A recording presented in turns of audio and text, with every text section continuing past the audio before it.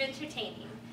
You make your guests feel welcome and at home, and if you do that honestly, the rest takes care of itself. These words were spoken by Barbara Hall in 1994, and they could not be much truer. I am a very detail-oriented person. I like to see how much thought a person puts into an event they are throwing. For example, if they don't put any effort into it and there's no details, I tend to get a little offended. It seems to me as if they don't care enough about me to do something special. However, an elaborately planned party with a lot of thought and detail makes me feel welcome and comfortable.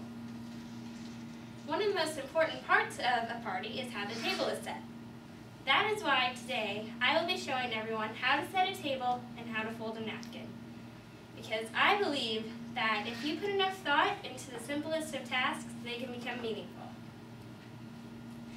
I learned how to set a table this past summer when I was employed at the Pear Tree restaurant. I had set a table before, of course, but it was very simple.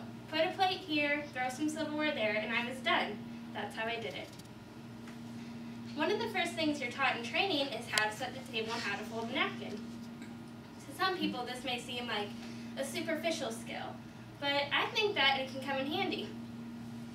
As you can see, I have all my supplies here. This consists of a placemat, napkin, appetizer plate, bread plate, water glass, salad fork, entree fork, soup spoon, dessert spoon, and butter knife. You may be thinking to yourself, all that just sits at a table? Yes.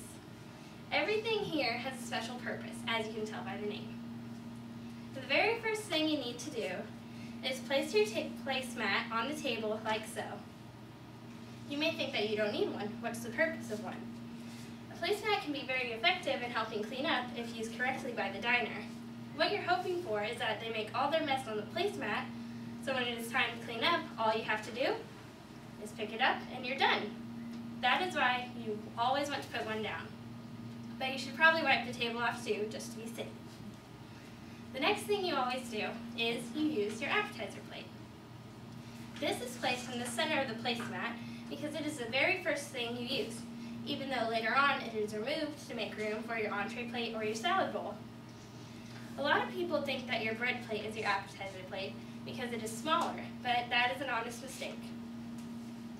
Which brings us to the bread plate, which we now know is not the appetizer plate.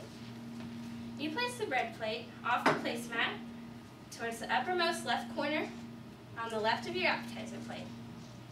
This will be one of the very last things you use because you usually eat your bread with or just before your dinner. Now we have the forks. There are two different types of forks, your salad fork and your entree fork.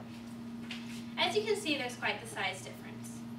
Your salad fork is smaller with more delicate points because you're eating your salad, when on the other hand, your entree fork is bigger because you're dealing with heavier portions.